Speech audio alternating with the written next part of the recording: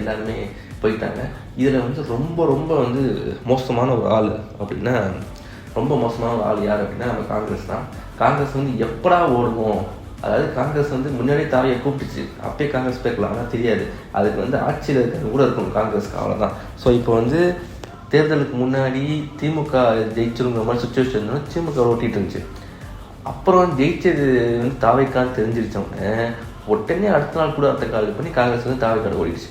So ஆட்சியில் யார் இருக்காங்களோ அவங்க கூட ட்ராவல் பண்ணும்போது காங்கிரஸோட ஒரு ரொம்ப கேவலமான ஒரு மட்டமான ஒரு அரசியல். முதுகில் குத்திக்கிட்டு திமுக வந்து முதுகில் குத்திட்டு காங்கிரஸ் வந்து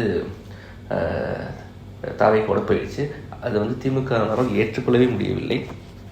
அது வந்து முக்கியமான விஷயம் என்ன பார்த்தீங்க அப்படின்னா, நீங்கள் வந்து திமுக தலைவரான ஸ்டாலின் அவர்களை வந்து சந்திக்கவே இல்லை.